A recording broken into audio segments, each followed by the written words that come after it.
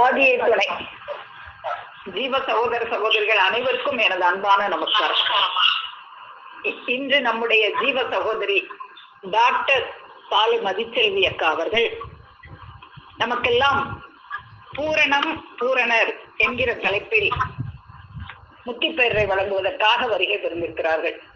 அக்கா அவர்களுக்கு எனது அன்பான நமஸ்காரத்தை தெரிவித்து எங்களுக்கெல்லாம் அந்த இன்னமுதத்தை வழங்க வருமாறு அன்புடன் வரவேற்கிறேன். சகோதரி நமஸ்காரம்.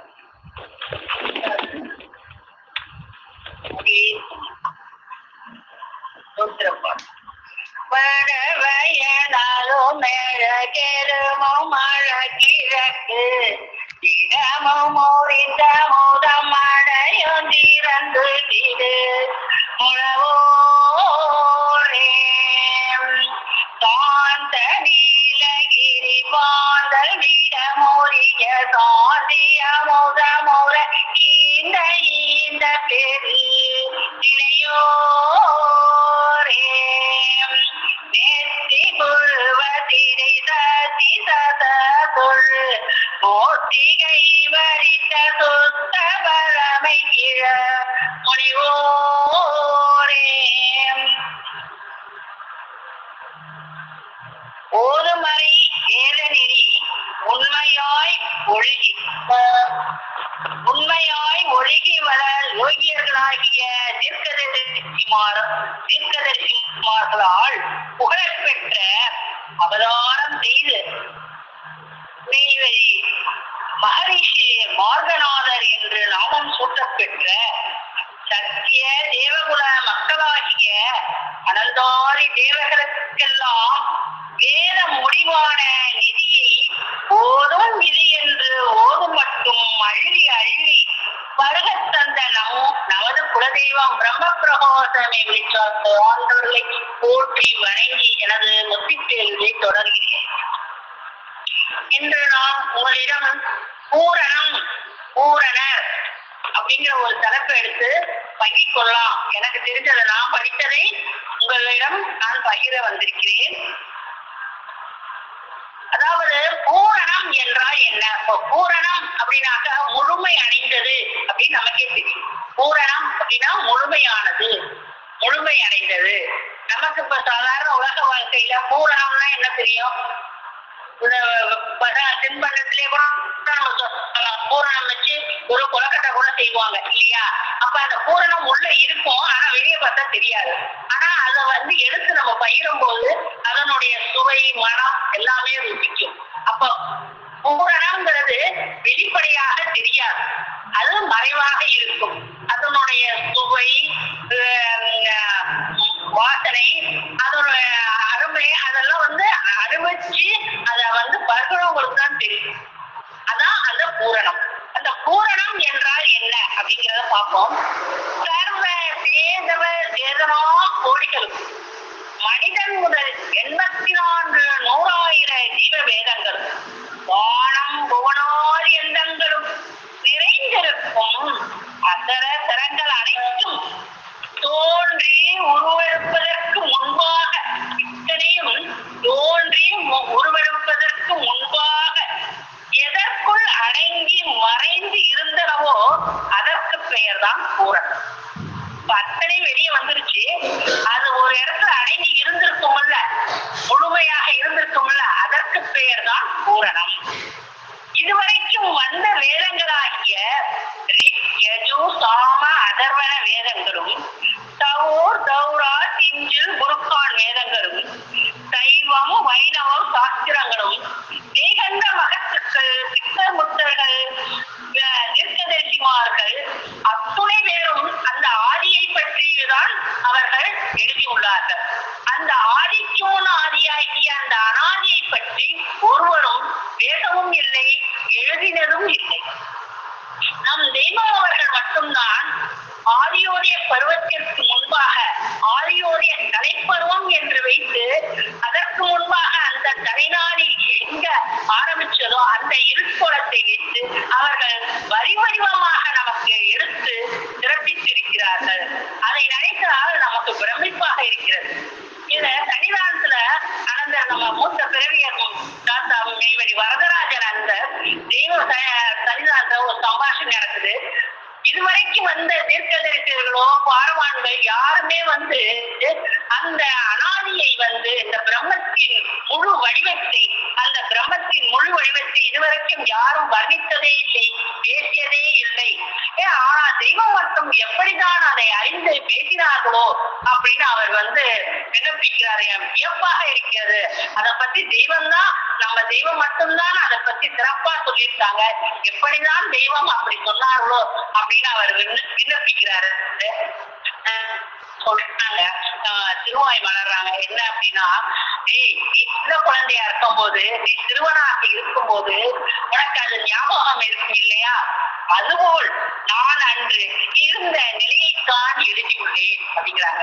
அப்போ என்ன ஒரு விரிவு பாருங்க. அவர்களுடைய அந்த நிலையில இருக்கும் போது அதைத்தான் நான் எழுதியுள்ளேன்னா அவர்கள் தான் பூரணம் அவர்கள் தான். இதற்கு வேற சாட்சி எதுவும் உண்டோ? எப்பேற்பட்ட விரிவு பாருங்க. அவர்கள் தான் ஆதி பிரம்மம் பூரணர் என்பதற்கு வேறு சாட்சி தேவையில்லை. நமது மாநிலத்துல சொல்றாங்க, தான் மூளை ஆதிக்கு முன்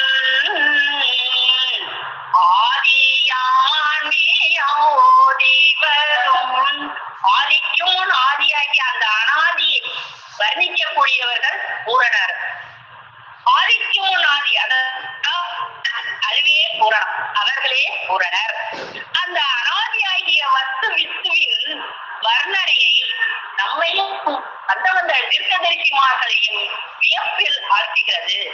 நம்ம ஆதி உதய தலைப்பருவத்துல அப்படியே அந்த வர்ணனைய வரி வடிவத்துல நமக்கு எடுத்து காட்டுறாங்க.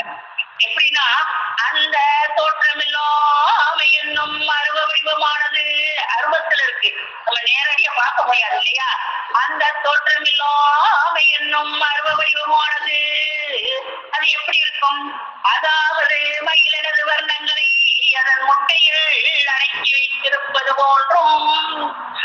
மயில் நம்ம பாக்குறோம், அதனுடைய அந்த தோகையை பார்க்கும் போது என்ன ஒரு அழகா இருக்கு, எவ்வளவு ரம்யமா இருக்கு. அந்த வெல்வெட் மாதிரி பளபளன்னு இருக்கு. அந்த கலரே அவ்வளவு நமக்கு கண்ணுக்கு கண்கொள்ளா காட்சி மாதிரி. அந்த கலர் பிடிக்காதவங்க யாராச்சும் இருப்பாங்களா அந்த வெல்வெட் கலர்ல? அப்ப இத்தனை கலரும் எங்க இருந்தது? அந்த முட்டையில் இருந்தது. இப்போ ஒரு பாத்திரத்துல இருந்து அந்த அகப்பையில இருந்த சட்டியில இருந்ததானே அகப்பையில் வருவாங்க. இத்தனை கலரும் அந்த முட்டையில இருந்தனால தானே அது வெளியே வரும்போது நமக்கு தெரியுது, இல்லைன்னா தெரியுமா? அப்ப இத்தனையும் அந்த முட்டைக்குள் எப்படி வைத்திருப்பார்கள்? அப்ப அவர்களுடைய கருணையை பாருங்க, அவர்களுடைய படைப்பின் அதிசயம். அதாவது மயிலினது வர்ணங்களை அதன் முட்டையில் அடக்கி வைத்திருப்பது போன்றும் ஆயமளாவிய விருட்சங்களை சிறிய அதன் வித்துக்களில் அடக்கி வைத்திருப்பது போன்றும். இப்ப ஆலமரம், பெரிய ஆலமரம் இருக்கு, அதனுடைய பழம் எப்படி இருக்கு? சின்னதா இருக்கு. அதோட அது பிச்சு, அந்த பழத்தோட பிச்சு பாத்தீங்கன்னா இந்த சித்து கசகசா அளவுக்கு இருக்கும். அப்ப அந்த வித்து தானே போடும் போது அது இத்தோடு இருக்கு.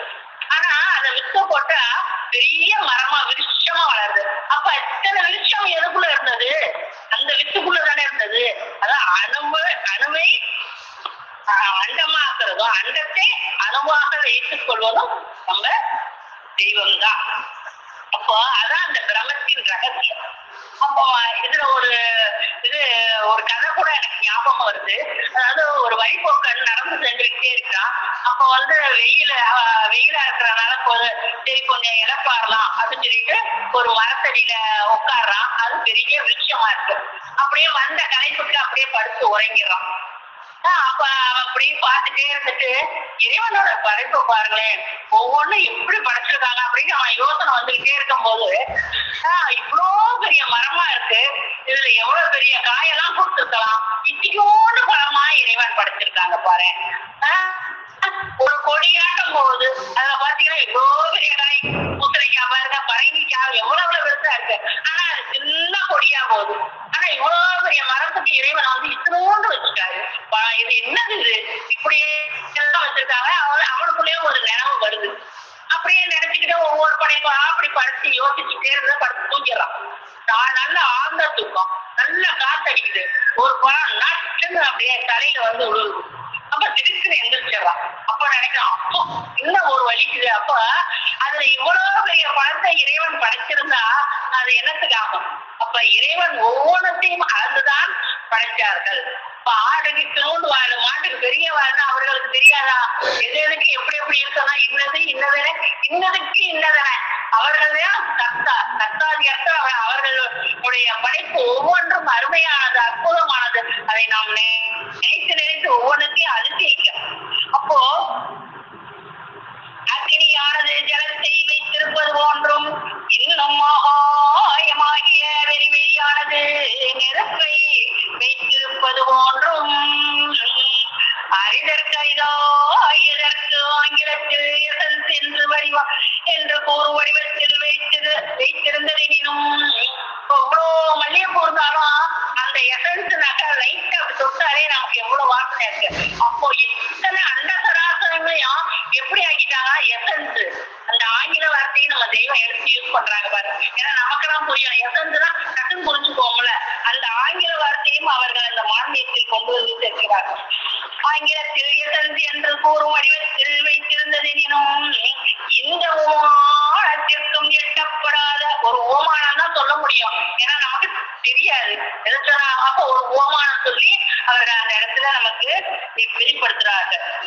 இந்த ஓமானத்திற்கும் எட்டப்படாத மேம்பட்ட அருப வடிவத்தில் சுருட்டி மடக்கி திரட்டி தனதிடத்தடக்கி வைத்திருந்த பிரம்ம குண்டனும் சூழ்படைத்த பூர்வபுரோதன உடையிறை கோலமாகிய உடதிசைனா உதயமாகிறது, உடதிசைனா இருள், மாலை நேரம் சொல்றாங்க. அப்ப உடை இருட்கோலம், அது இருட்கோலம் அப்படிங்கிறாங்க. அப்போ ஒவ்வொன்றா விரிக்கிறாங்க. கால கால காலம் கடந்த காரிருள் காருண்ய கருப்பை நாமரூபமற்ற நாதநாதாந்தத்தை விரும்பி வல்வராம் கடந்து பருவத்திருந்த பாலப்பருவத வராவரத்தை ஒளியலாந்திரத்தி ஒளியலாம் உண்டு ஒளியலாம் கடந்து உள்ளடக்கிக் கொண்டிருந்த வல்வூமையை சுவையலாம் இறைக்க சுவையலாம் கடந்து சுருட்டி வைத்திருந்த சுயஞ்சுவை சுகிசுத்த சூடானத்தை நிறமெலாம் இறைக்க நிறமெலாம் கடந்து நிறமெலாம் திரட்டி நிறுத்தி வைத்திருந்த நிதான நிராஞ்சனத்தை அதுவெல்லாம் கடந்து அதுவெல்லாம் உண்டு அது வைத்திருந்த அனாதியாரின குணமெல்லாம் தானே குணமெல்லாம் இருக்க குணமற்றிருந்தொரு பெருங்குண பரப்பை மூலமும் கடந்து மூலத்திற்கு முதலாய வைப்பை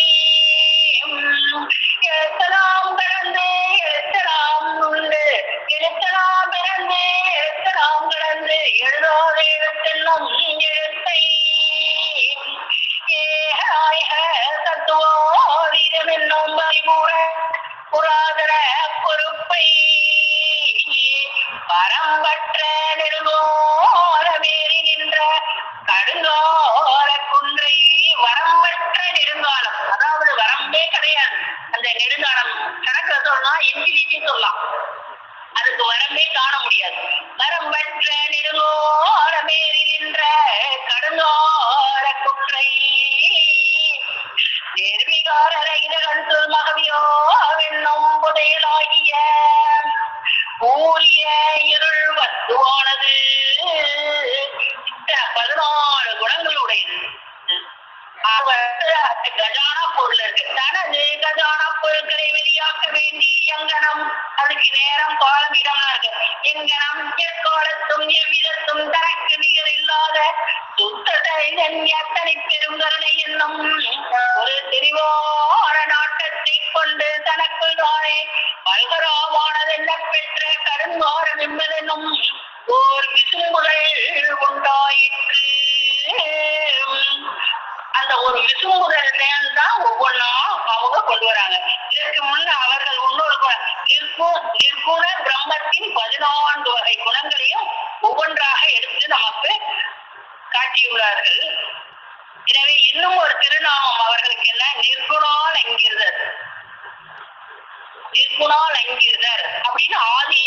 அத்திமாபுரம் நம்ம படிக்கிறோம் இல்லையா, அதுலயே அவர்களுக்கு பெயர் நிர்குணால் என்கிறதர் அப்படின்னு குறிப்பிட்டிருக்கிறதா. அந்த பூரண இறை வஸ்துவானது இவ்வுலக மக்களை உயிர்ப்பான் வேண்டி அவதார புருஷர்களை ஒவ்வொரு காலங்கள் தோறும் அனுப்பி கொண்டே இருக்கிறது. அவர்கள் மூலமாக மதங்களை ஸ்தாபித்தது. ஒவ்வொரு மதமும் அந்த புரணத்திலிருந்து வந்த ஒரு அம்சம். ஒவ்வொரு மதமும் தனக்கென ஒரு மூல மந்திரத்தை சிகரமாக கொண்டுள்ளது. வாழையடி வாழையாக வந்த திரு மரபினருக்குத்தான் அந்த மூல மந்திரத்தின் சொரூபம் தெரியும். அந்த பூரணத்திலிருந்து தான் ஒவ்வொருத்தவங்களும் அவங்க அனுப்பி மதத்தை ஸ்தாபிக்கிறாங்க. அதன் மூலம் மக்களை விழிக்க வேண்டும் அப்படின்னு ஒரு எண்ணம் கொண்டு அவர்கள் ஒவ்வொருத்தரா அவங்க அனுப்பி இந்த உலக மக்களை வாழ்விக்கிறார்கள். ஒரு மதத்தினுடைய மூல மந்திர சொரூபம் மற்றொரு மதத்தினருக்கு தெரிய வாய்ப்பில்லை. இப்ப சைவத்தோட மூல மந்திரம் என்ன அப்படின்னு பார்த்தா நமச்சிவாயா, அதாவது பஞ்சாட்சரம் சொல்றாங்க. அதே மாதிரி வைணவ மதத்தினுடைய மூல மந்திரம் இருதய கமலவாசன். கிறிஸ்து இதய பிரகாசம் போட்டு காட்டாங்க. இஸ்லாத்துல களிமா சொல்றாங்க. அப்போ ஒவ்வொரு முறையும் மதங்களில் பூவுலகத்திற்கு இறக்கப்படும் பொழுது புதிய ஆச்சார அனுஷ்டானங்களுடன் தான் இறக்கப்பெறுகிறது.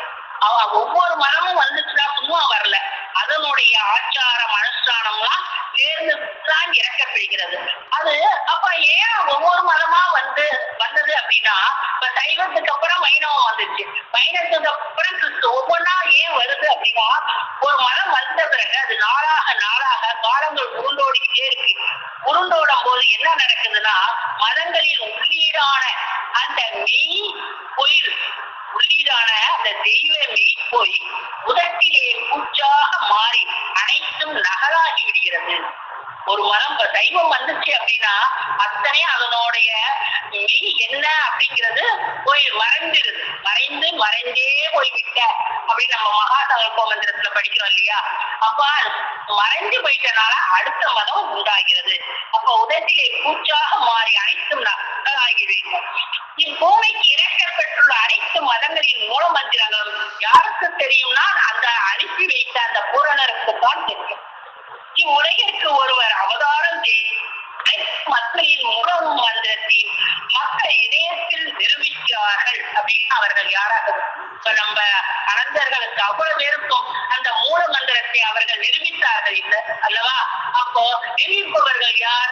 அவர்தான் பூரணர். அத்துணை மதத்தின் மூல மந்திரத்தை நிரூபிப்பார்கள் அப்படின்னாக்க அவர்கள் யார்? அவர்கள் தான் பூரணர்.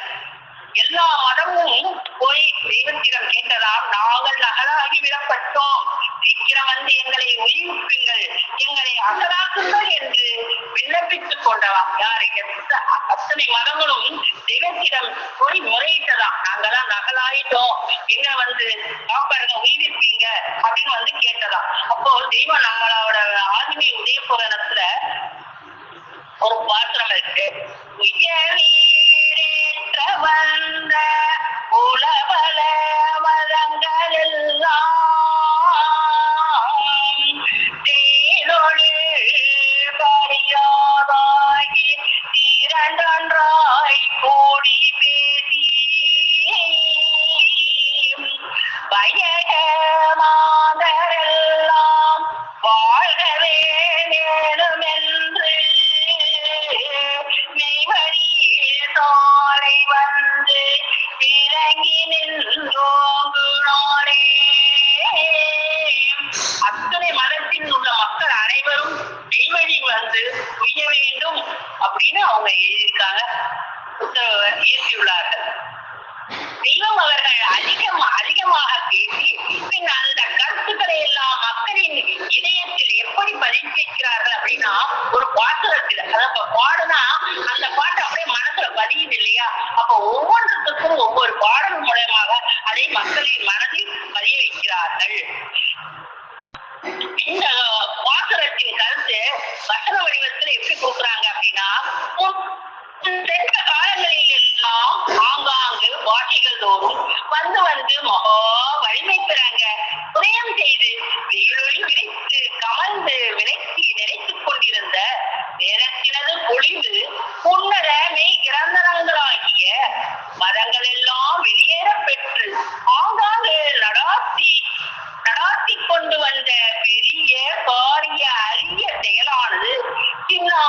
விழித்து படர்ந்து வர வர களி இருள் வழியால் திணை கொண்டு தாம் அந்த காரியம் தடைப்பட்டு பலியாது தங்களுடைய எவ்வள மகத்துவம் அறம் அழகு சீர் குறைந்து சீர்வேடடைந்து மெய்வுற்ற சிந்தனையால் பன்னெடுங்காலமாக ஏற்றமுற்று பின் ஒன்று கோடி பேசி திறந்து ஓர் நீல போத வேதியரிடத்தே அவர்கள் கையகத்தாகி தங்களுடைய பழமை பலன் திறங்கொண்ட மகத்துவ சிறப்பெழில் வலிமைகள் எல்லாம் ஒருமுகமாகி பெற்றுக்கொண்டு ஒரு திறன் வடுவேறி சீறி கூரேர் காலம் படைத்து புடைப்பேறி விட்டதினாலும் அவதார கட்டத்தில் அவர்கள் பூரணர் என்பதை வெளிப்படுத்துகிறார்கள். அதாவது எப்படின்னா, வேத ஓத நீத மந்திரங்கள் வேறு அனைத்தும் ஒருவாகி உடம்பெடுத்து வெளியே கிளம்ப நெருங்கி வந்து நின்றன போன்றும். அதாவது ஆதியிலே தோன்றியது சைவ மதம் தான், நமக்கு தெரியும் இல்லையா? அப்போ அதனுடைய மூல மந்திரம் என்ன? நமச்சிவாயா. அந்த மூல மந்திரத்தை பிரகாசமாக நம் நெய்மணி மக்களுக்கு அவர்கள் பிரகாசமாக காண்பித்தார்கள் இல்லையா? அப்ப நம்ம மெய்வெளியில அந்த பஞ்சாட்சரத்தை பற்றியே ஒரு பாசுரத்தை ஏற்படுத்தி இயற்றியுள்ளார்கள். அதாவது ஐமணி பொதிகை. இறுதியில் இவ்வுலகிற்கு இறக்கப்பெற்ற மதம் இஸ்லாம். அப்ப அதனுடைய மூல மந்திரம் என்னன்னா, லா இலாஹா இல்லல்லாஹு முஹம்மது ரசூலுல்லாஹி என்பதையும், அதே நம்ம மெய்வெளியில எப்படி சொல்றாங்க, அலிஃப் லாம் மீம் தாலிக்கல் கித்தாபு என்னும் முப்பொருள் போல் மெய்மை விளக்கத்தையும் நம் அனந்தாதி தேவர்களின் இருதயத்தில் வெளிப்படுத்தினார்கள். ஆதியிலே வந்த மதத்தின் மூல மந்திரத்தையும் அந்தத்திலே வந்த மூல மந்திரத்தையும் நிரூபிக்கிறார்கள் என்றால் அவர்கள் யாராக இருப்பார்கள்? அவர்கள்தான் பூரணர். பாரத தேசத்தில் பழமையான வேதங்கள் எல்லாம் கூறப்பட்டுள்ளன. அதாவது ருக், யஜு, சாம, அதர்வண வேதங்கள். இவைகள் சமஸ்கிருத மொழியில் உள்ளன. இவைகள் ஒவ்வொன்றிற்கும் ஒரு மகா வாக்கியம் உள்ளது. அவை என்னன்னா, பிரயாணம் பிரம்மம், அகம் பிரம்மாஸ்மி, தத்வமசி, அயம் ஆத்ம பிரம்மம் அப்படின்னு சொல்றாங்க. இது எப்படி அப்படின்னா, அதாவது தூர தேகத்தை அறிந்தவர்கள் தேக பண்டிதர், சூக்ம தேகத்தை அறிந்தவர் ஜீவ பண்டிதர், வாரண தேகத்தை அறிந்தவர் ஞான பண்டிதர். இந்த உலகமே கேட்டறியாத கேள்வியை யோகி சுத்தநாதன் பாரதியார் என்பவர் சன்னிதானத்திற்கு வந்த போது தெய்வத்திட்ட கேட்கிறாங்க. என்னன்னா, அவர் காஷாய உடைய அணிந்து வந்திருக்கிறார். அப்ப தெய்வம் கேட்கிறாங்க, இந்த காஷாய உடைய அணிவிச்சீங்க, இதை உங்களுக்கு யார் கொடுத்தது? யார் உங்களை அணிவித்தது? இதோட மகத்துவம் என்ன தெரியுமா அப்படி கேட்கிறாங்க. அவருக்கு அதெல்லாம் எனக்கு தெரியாது, நானே அணிஞ்சுக்கிட்டேன், யாரும் எனக்கெல்லாம் சொல்லல, நானே போட்டுக்கிட்டேன். அப்போ அந்த காஷாய உடைய பத்தி அருளவல் தெய்வம் ஒரு பாசுரத்தை பாடி விளக்குறாங்க. விண்டு விண்டு அந்தரத்தோடு பாயும் விலங்கோ காரண தேகம் சுவாமியேரும் கண்ணது சுமந்தாண்டி தோழந்தனில் காஷாயம் அறிவதற்கு அருகனாகும். அதாவது காரண தேகத்தை கை போட்டவர்கள் தான் தூள தேகத்தில் காஷாயம் அணிவதற்கு அருகதையானவர்கள். அந்த இடத்துல தெய்வம் விளக்கி அந்த பாடலுக்கு விளக்கம் கொடுத்து வெளியாக்குறாங்க. இது அல்லாது மற்றவர் காஷாயம் அணிந்திருந்தால் அவர்கள் போலி குருமார்கள், போலி சாமியார் தான். அவங்கிட்ட எதுவும் ஒண்ணும் கிடையாது. அதுதான் வடலூர் வல்ல பெருமானே வெள்ளைய ஆடைதான் அணிவாங்க, அவர்கள் காஷாயம் அணிந்ததில்லை அப்படிங்கிறாங்க. இவ்வுலகத்தில் 7 பிறவி எடுத்தால்தான் மோட்சம் கிடைக்கும் என்று படிப்பாளிகள், வியாக்கரண கர்த்தர்கள் பிளாஸ்பரர்கள் ஜோதிடர்கள் கூறுகிறார்கள்.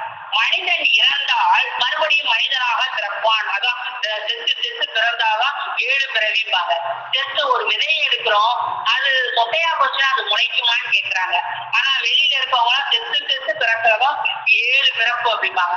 ஆனா நம்ம இந்த மெய்வழிக்கு வந்துட்ட பிறகுதான் இந்த உடல்லையே நம்ம 7 பிறவி எப்படி அடைவாங்கிறது நம்ம தெய்வம் வெளியாக்குறதுனாலதான் நமக்கெல்லாம் தெரியுது. இல்லைன்னா நாமும் அவர்கள் மாதிரிதான் இருப்போம்.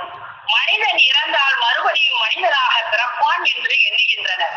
அவ்வாறு இல்லை என்று நிறுவனையுடன் எடுத்துக்காட்டி 7 பிறப்பு என்னதுதான் என்று தெளிவாக கூற நம் தெய்வம் அவர்கள்தான் விவரமாக இதுவரைக்கு எந்த வேதத்திலும் கிடையாது.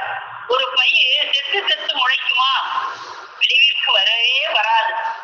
ஆனா நம்ம தெய்வம் தான் இந்த பிறவிலேயே அந்த 7 பிறப்பு இருக்குது அப்படின்னு சொல்லிட்டான். அது ஆதித்ய உதய புராணத்துல 6 பேர பின்னதென்று அறியாய் பெருமகனே, 6 பேர பின்விவரம் அங்கம் தெரிவதிங்கே, இவ்வுடலே எம்பிறப்போ இருப்பதறியாமல் செத்து பிறப்பதென்று சொல்வார் அறியாதோர். செத்துதான் பிறப்பான் யார் சொல்லுவாங்க? தெரியாதவங்க தான் சொல்லுவாங்க. ஆனா இவ்வுடலில் தான் அந்த 7 பிறப்பும் மாறி மாறி நம்ம பிறக்கிறோம். அது என்ன 7 பிறப்பு அப்படின்னா, குழவி, குழந்தை, மங்கை, மடந்தை, அறிவை, தெரிவி. 6 பிறப்பு. 7வது பிறப்பு நம்ம தெய்வத்திடம் வந்து பிறக்கிறதா 7வது பிறப்பு. நமது வடலூர் வல்லபிரான் அவர்கள் ஒரு தாரக மந்திரத்தை எழுதி இயற்றியுள்ளார்கள். என்ன அப்படின்னா, அருட்பெருஞ்சோதி அருட்பெருஞ்சோதி தனிப்பெருங்கருணை அருட்பெருஞ்சோதி. இது வந்து இஸ்லாத்துல எப்படி சொல்றாங்கன்னா, பிஸ்மில்லாஹ் ரஹ்மான் ரஹீம் என்று கூறுகிறார்கள். இறுதி காலத்தில் அந்த அனாதியான பூரண வஸ்து மனோடல் தாங்கி அவதரிக்கப் போகிறது. அதற்கு பெயர் அருட்பெருஞ்சோதி. அவர்கள்தான் அருட்பெருஞ்சோதி. அது சைவ முதலாக காட்டும் பிற சமயங்கள் எல்லாம் தனித்தனி காட்டும் தெய்வம் ஆதியிலே உண்டான சைவ முதல் அந்தத்தில் உண்டான இஸ்லாம் வரை சர்வ மூல மந்திரங்களையும் நிரூபிக்கின்ற அந்த ஜோதி அருட்பெருஞ்சோதி. ஆசானின் உத்தரவுபடி தவத்திலிருந்து மாத சாந்த பெருந்தி கடந்து யமனை நிகழ்த்துகின்ற செயலை தன் திருவாக்கிலேயே நடத்தி காண்பிக்கப் போகிறது. மணல் குலத்தின் மேல் அந்த பூரண இறை வந்து கொண்டிருக்கும் இந்த கருணையை தனிப்பெரும் கருணையே ஆகும். அதாவது அறிந்தவர்களுக்கும் அறியாதவர்களுக்கும் ஒன்றுபோல் நடக்கும் கருணாமூர்த்தியும், அகத்தினிடத்தே அறிந்த அன்பர்களுக்கு அவ்வுலகத்தில் தனது சொந்த கிருபைகளால் ஆகிய காருண்யமூர்த்தியும், அவர்களுக்கு இணக்கமாகி அகத்தினிடத்தே அவர்களை அறிந்த அன்பர்களுக்கெல்லாம் அந்த இறுதி நேரத்தில் அவர்களே நின்று யமபடரை கடத்தாட்டி விடுகிறார்கள். மனோ முளை தொடங்கிய காலத்திலிருந்து இப்படி இந்த செயல் நடந்திருக்குமா என்றால் இல்லவே இல்லை. இதுவரைக்கும் நடந்ததில்லை. நம் தெய்வம் அவர்கள் வந்த பிறகுதான் இத்தனையும் வெளிப்படையாக நம்ம கண் காண நினைக்கிறது. இந்த செயல்தான் தனிப்பெருங்கருணை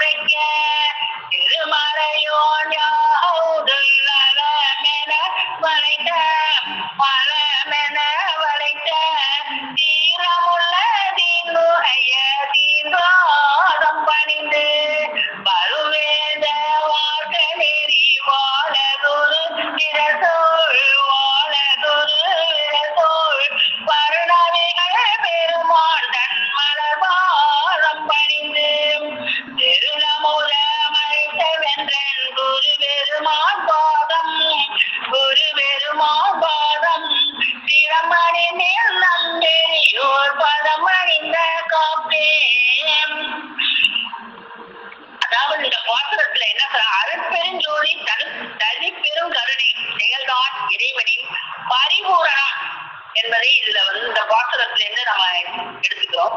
ஏனென்றால் அவர்கள் தான் பரிபூரணர். இப்ப நம்ம ஆதிமை உதய புராணத்துல 4 இருக்கு. என்ன?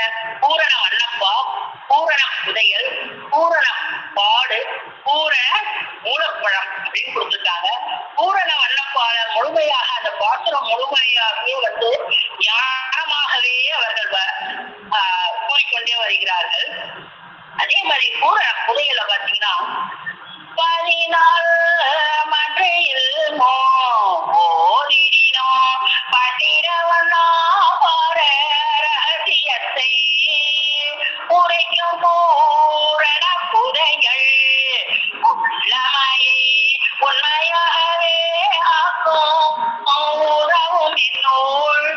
அவர்கள் சொல்வதை அப்படியே உண்மையாகவே ஆக்கக்கூடியது அந்த பூரண புதையத்தில் நம்ம பார்க்கிறோம். 14 சாஸ்திரங்கள் படித்தாலும் தெரிந்து கொள்ள முடியாத ரகசியங்களை உள்ளடக்கிக் கொண்டிருப்பதுதான் பூரண புதையல். பூரண புதையலின் ரகசியத்தை தெரிய வேண்டும் என்றால், அதுக்குள்ள இருக்க ரகசியத்தை தெரிய வேண்டும் என்றால் ஒரு மெய்குரு பிரானை வாய்க்க வேண்டும் நமக்கு.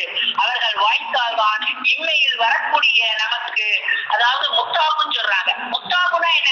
3 அபாயங்கள். 3 அபாயம் என்னென்ன அப்படின்னாக்க, ரோக தரித்திரியம், ஜெகமிருக அபாயம், திண்டாடும் இறுதி நாள் சாபம். இந்த 3 ரோகங்கள் அந்த குருபெருமான் நம்ம அடைஞ்சாதான் இதெல்லாம் தீரும் அப்படிங்கிறாங்க. அப்ப அவர்களை அடைந்தால்தான் நம்ம அந்த தரித்திரத்திலிருந்து வெளிவர முடியும். சர்வ உலகமும் வாசி என்றால் மூச்சு அப்படின்னு சொல்லுவாங்க. மூச்சு என்றுதான் அர்த்தம் செய்து கொள்வார்கள். ஆனா நம்ம தெய்வம் ஒண்ணுதான், அவர் வாசி என்றால் மூச்சல்ல அப்படின்னு அந்த ரகசியத்தை, அந்த போற ரகசியத்தை வெளியாக்கினவர்கள் நம்ம தெய்வம் தான். அப்ப அதுல என்ன சொல்றாங்க அப்படின்னா, பூரண புதையல்ல வாசி என்றால் மூச்சது வென்று தாறுமாறாய் மொதமது போகாதே பரமே சொன்னேன் பெரிய பதமது கான் ஊசி மோனை பதிவசமாகவது தேது நிறமே. வாசி என்றால் மூச்சு வெளிவர, வாசி என்றால் மூச்சு அல்ல. வாசி என்றால் பேசரிய பாதம் அது கான், அதான் வாசி. அந்த சர்வத்திலும் ஆடும் குஞ்சித பாதம், அதுதான் வாசி. அதாவது கல்வி என்பது படிப்பதல்ல, நம்ம படிச்சு சொல்றது கிடையாது. கல்வி என்பது பழகுவது அப்படின்னு தெய்வம் சொல்றாங்க. கல்வி என்பது பழகுவது. படித்தால் இப்ப கொஞ்ச நேரம் படிக்கிறோம், இப்ப பாடபூதெல்லாம் படிச்சிருக்கோம். பாடபூதம் படிச்சுதான் இவ்வளவோ நானும் படிச்சிருக்கேன். ஆனா 7ஆம் கிளாஸ் பாடம்லாம் படிச்சுட்டா அதை போய் இப்ப எடுத்து சொல்லு அப்படின்னா தெரியுமானா தெரியாது. பழகி இருந்தா தெரியும். அப்ப இந்த மெய் பாடம் மட்டும், இந்த மெய் கல்வியை பழகினால்தான் வரும். அது என்று மறக்குமானா மறக்கவே மறக்காது. சின்ன குழந்தையில என்ன படிச்சோமோ அது 6 வயசுல என்ன படிக்கிறோமோ அதான் 60 வயசுலயும் படிப்போம். இந்த மெய் கல்வி மட்டும் என்ன படிக்கிறோமோ அதேதான். இது எதுவுமே மாறவே மாறாத, அத்தனையும் செயலுடையது. எதுவுமே செயல் இல்லாத வாசகங்களே கிடையாது. கல்வி என்பது ஒவ்வொன்றும் செயல். அதை பழகி வர வேண்டும். அதை பழகி கொடுத்திருக்கிறார்கள் நம்ம தனந்தாதி தேவர்களுக்கு, அவ்வளவு பேருக்கும் பழகி கொடுத்திருக்கிறார்கள். நாமும் அதை பின்தொடர்ந்து பழகி கொண்டே வருவோம். பழகுவது என்ற ரகசியத்தை வெளியாக்குகிறார்கள். வேதத்தை படித்தவரிடத்தில் கற்பதை விட பழகியவரிடத்தில் கற்பதுதான் சுலபம். நாமோ வேதத்தை பழகிய பெரியோரை தேராமல் படித்த பண்டிதரிடத்தில் போய் பாடம் கேட்கிறோம். இதற்கு இதுவரை யாரும் கையாளி தராத ஓர் உதாரணத்தை எடுத்து கையாளித்தார்கள். அப்போ அவர்கள் தான் பூரணர். அதாவது நரை மதுரமும் கொடுக்கும் கனி எல்லாது நவிலும் அலைந்தால் என்ற தருவதெங்கே. அதாவது ஒரு கனி இருக்கு, கனியை சாப்பிட்டா இனிக்கும். அந்த பட்டை வேறு இலை எதையாச்சும் சாப்பிட்டா இனிக்குமா? இனிக்காது. அப்போ அந்த அவர்கள் கூட கொடுத்த அந்த இதை எடுத்து நம்ம பருக வேண்டும். அப்பதான் அது தெய்வம் வாக்கியத்துல சொல்றாங்க,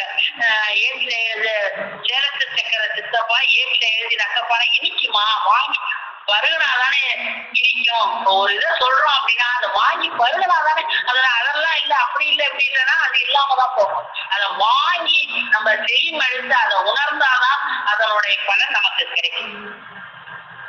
அதே மாதிரி சாமுனம் தவ பழகி தாவதுவே தன்மார்க செயலன கற்றுவேதமே. சாமுனம் தாவ பழகணும்னா, தாவுன்னா என்ன? மூச்சு ஓடாத மூச்சு பேச்சு அற்ற நிலைதான் தாவு. ஒருத்தன் அப்படியே மரணிக்கிறான் அப்படின்னாக்கா அவனுக்கு மூச்சு இருக்கான்னு பாக்குறாங்க, இல்ல பேச்சு இல்ல மூச்சு இல்லைன்னா அது தவம். அப்ப பேச்சு மூச்சு இல்லாதது தவங்கிறாங்க. அப்ப அந்த தாவ பழகணுங்கிறாங்க. அது எப்படி பழகணும்? முன்னாடி தாவ பழகணும். அப்ப இங்க என்ன சொல்றாங்க? சாமுனம் தாவ பழகுவதா சன்மார்க்கம். எப்படி தாக பழகுவது அப்படின்னா, ஒருவன் இறந்தானா இல்லையா என்பதற்கு நம்ம என்ன செய்யறோம்? மூச்சில் கை வச்சு பார்க்கிறோம், மூச்சு ஓடவில்லை. அப்ப நம்ம என்ன சொல்றோம்? செத்துட்டான் அப்படின்னு சொல்றோம். ஆனா மூச்சு ஓடுது, ஆனா மூக்களவே ஓடுது. அதுக்கு பேர் தான் தவம் அப்படிங்கிறாங்க. மூக்களவே மூச்சு ஓடினால் அதுதான் தவம், அதுதான் தாகப்பழகுவது. தாகப்பழகுவதுன்னா செத்து போறது கிடையாது. மூக்குக்கு வெளியே மூச்சு ஓடாமல் உள்ளேயே சுத்தி கொண்டிருக்கிறது பாருங்க, அதான் தாகப்பழகுவது. அப்படி மூச்சடங்கும் எல்லைக்கு செல்ல முடியுமா? நமக்கு முடியாது. ஆனா இந்த எல்லையில் நமது நெய்வழிச்சாலையில் நாம் தெய்வம் அவர்கள் சன்னிதானத்தில் அமர்ந்து அவர்கள் வாய்வியை கேட்டால் நாம் மூச்சு உள் அடங்கும். சென்றம போன ஓச்சி கபாலவரி சென்றவரிடத்தடுத்து தெருபூரணம். யார் ஒருவர் கபாலவரி சென்று யமனை கடந்து வெற்றி கண்டு அண்ட உச்சி செல்கின்றார்களோ அவர்களிடம்தான் பூரணம் போய் சேரும். பூரணம் யார்கிட்ட சேரும்? அந்த யமபடரை கடந்து அந்த கபால உச்சியை அடைந்தவர்களிடமே பூரணம் போய் சேரும். அவர்களே பூரணர். இதுவரைக்கும் பாரவான்களால் அருளப் பெற்றுள்ள வேதாந்த நூல்களில் அந்த பரிபூரண வஸ்துவின் லட்சணம் விரிவாக பேசப்பெறவே இல்லை. அந்த பரிபூரண வஸ்துவின் ஒரு தெய்வ நாடாக பாவித்து அந்த நாட்டின் வல்லபத்தை, அதாவது அந்த எல்லையை ஒரு நாடாக மாற்றி அந்த நாட்டின் வல்லபத்தை தெய்வம் ஒரு பாத்திரமாகவே இயற்றிவிட்டாங்க.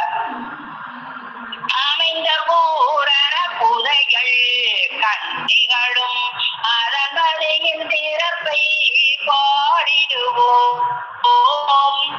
ஆமினாய் நின்றது மூமே நாடு ஆனதன்னி நாடுவத நாடு பாகம் தேமாவோட கனியும் துறந்த நாடு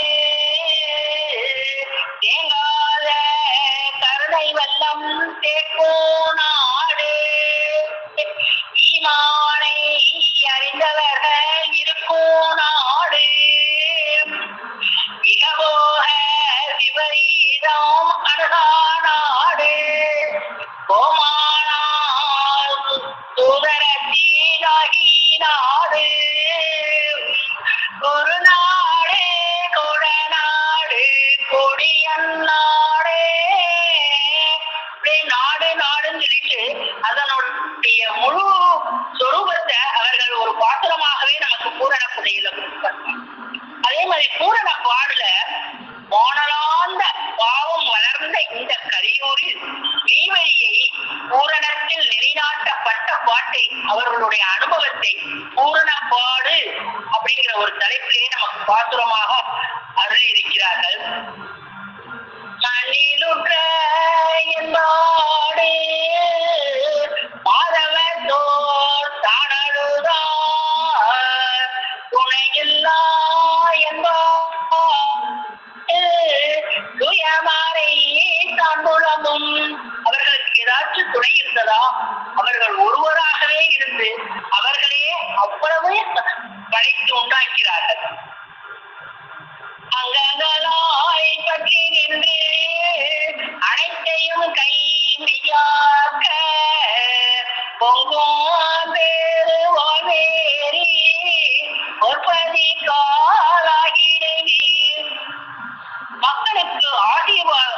சொல்கிறார்கள். பாடுபட்டார்கள், பலன் எடுத்தார்கள், நமக்கும் சொன்னார்கள். என்னே அவர்களுடைய கருணை, தனிப்பெரும் கருணை. அக்கா இருக்கலாமா? படிக்க கண்டினியூ பண்ணவா?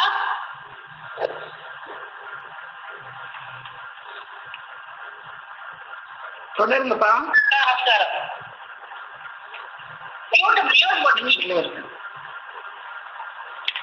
டைம் என்ன பார்த்து 11:30 வரைக்கும் தொடருங்கப்பா. சரிங்க. பூரண மூலப்பழம்.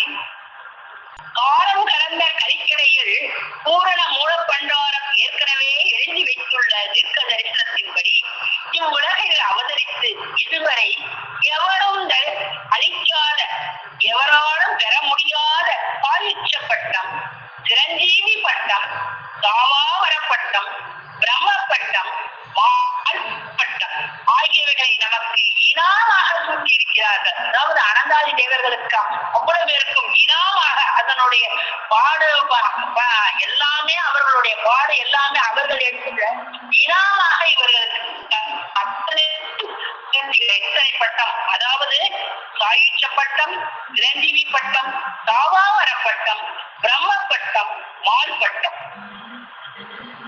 பூமி பவப்பாரம் ஏறி ஏறி பொங்கி விழும் நாள் நெருங்கி வந்து விட்டது. பாவம் இந்த பூமியில ஏறி ஏறி அது கடைசி இருள் நாள் ஆயிடுச்சு. அதை இனிமே விரிவிக்கணும், புது உலகம் தோற்றுவிக்கணும். அப்போ பாவம் மடிந்து ஏறிவிட்டது இல்லையா? அந்த காலத்துலதான் நம்ம தெய்வம் அவதரித்து இந்த மக்கள் எல்லாரையும் அழைச்சு அந்த நித்திய சொர்க்கலோகத்திற்கு அழைத்து செல்கிறார்கள். இந்த உலகத்திலே மட்டுமல்ல, இந்த உலகத்துல மட்டும்தான் நினைக்கிறோமா? இல்ல, 14 லோகங்களிலும் செல்கின்ற வாக்கு நம் தெய்வம் அவர்களுடைய செல்வாக்கு தான். இந்த வாக்கை நம்பி கை கொண்டு வாழும் மனுக்குலம் அனைத்தும் பிரளயம் தாண்டி வாழப்போவது மெய் என்று அறுதியிட்டு கூறுகிறார்கள். இவ்வாறு திட்டமாக செயலோடு பேசக்கூடியவர்கள் யார்? அவர்களே பூரணர். காணிக்க நீதி மாணிக்கவாசகரான் என்ன சொல்றார் அப்படின்னா, அவர் ஒரு பாத்திரத்துல ஆழம் உண்டாகவே காதல் செய்து உய்யுமின் கருதி அறிய ஞானம் உண்டானோடு நாமோகன் வாழவர் தான் அறிய ஆழம் உண்டான் எங்கள் பாண்டி வீராண்டன் அடியவர்க்கு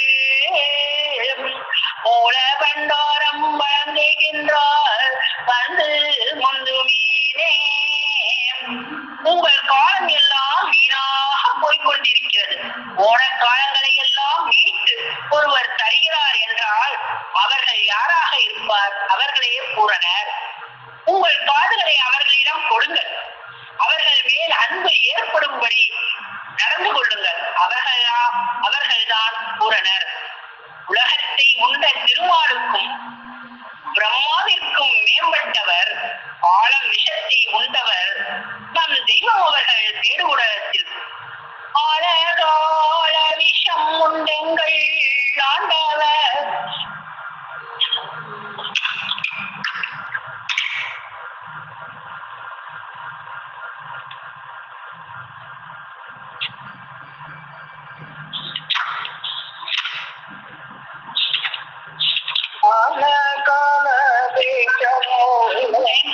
ஆண்டவர் தன்னை ஆழகால விஷம் உண்டெங்கள் ஆண்டவர் தன்னை ஐயன் தன்னை காலமன் கண்டவர் போல் கேட்பதங்களை என்னே நீங்கள் என்னே.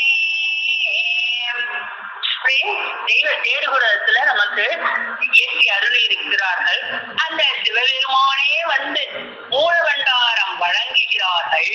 அவர்கள்தான் பாண்டி பிரான் என்பதை மானியத்தில் எப்படி மின்னிக்காக காட்டுறாங்கன்னு பார்ப்போம். அக்காலத்திலே மண்பார பரப்பு கிருமி கொடிகளாதிய செயலில்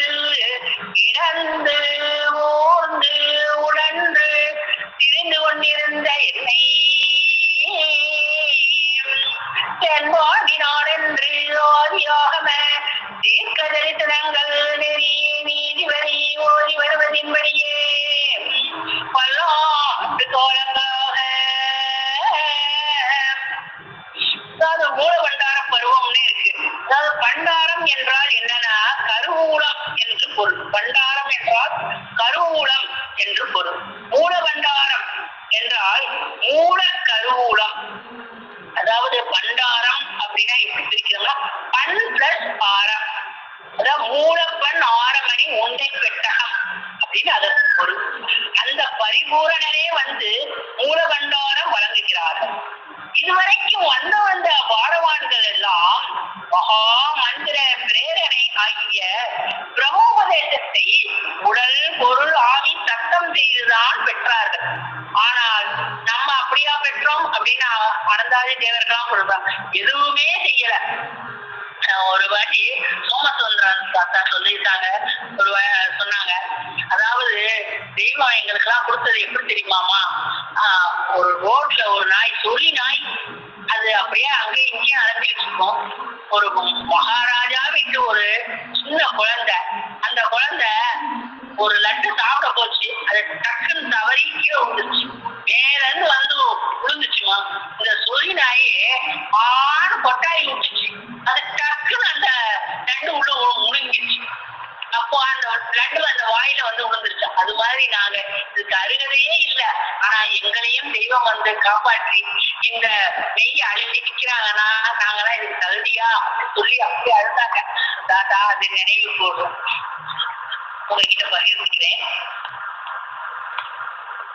சித்திருக்கு இவரு சொல்றாரு, யாரு பாகபூசன் தவிர, சித்திருக்கு ரென்று பற்றி ஆண்டு கோடி, சித்து இருக்கு என்று பற்றி ஆண்டு கோடி, ஜெயங்கள்ல நிற்பவர்கள் கொஞ்சம் கொஞ்சம், தத்திருக்கு என்று தொட்ட பேர்கள் பற்றி, தத்திருக்கு என்று தொட்ட பேர்கள் பற்றி, தாரித்து நிற்பதினை விடவே மாட்டார், தொத்தியதி காசுமதே போகுதென்று தொடராத பேயவரே பாதி பாதி, சத்தியமே பிரம்மம் இறுதி காலம், சத்தியமே பிரம்மம் இறுதி காலம், தாயோ சாந்தனிலே துரோணி காணே. அதாவது சத்தியமே பிரம்மம் என்று குறிப்பிடுகிறார். இறுதி காலத்தில் அந்த பூரண வஸ்துவே பூரணராக ஆயுட்ச பதவியை கொடுக்கிறார்கள். இதே மாதிரி உபநிடதம் அந்த ஒரு ஸ்லோகத்துல என்ன சொல்றாங்க அப்படின்னா பூரணத்தை பத்தி சொல்றாங்க. எப்படி அப்படின்னா, ஓம் பூர்ணமதே ஓம் ஓம் பூர்ணமதே பூர்ணமிதம் பூரணாத் பூரணமுதச்யதே பூர்ணஸ்ய பூர்ணமாதாய பூர்ணமேவாவசியதே. ஓம் சாந்தி சாந்தி சாந்தி அப்படிங்கிறாங்க. இதுக்கு என்ன அர்த்தம் அப்படிங்கறத நான் போய் பார்த்தேன், எடுத்து உங்ககிட்ட பகிர்ந்துக்கலாம். அதாவது ஓம் பூர்ணமதே அப்படின்னாக்க இறைவன் முழுமையானவன், பூரணமிதம் உலகம் முழுமையானது, பூரணால் பூர்ண முதற்கே இறைவனால் இவ்வுலகம் உருவானது, பூர்ணஸ்ய பூர்ணமாதாய பூரணத்திலிருந்து பூரணத்தை நீக்கினால் பூரணமேவா வசியதே பூரணமே இறுதில் மிஞ்சி இருக்கக்கூடும். பூரணத்திலிருந்து எடுத்துக்கிட்டே இருந்தா பூரணம் குறையாது, அது பூரணமாகவே இருக்கும் அப்படின்னு இதுல சொல்லியிருக்காங்க. நமக்கு தெய்வம் அவர்கள் தௌஹீத காமில்ல சொல்லியிருக்காங்க. எப்படி அப்படின்னா,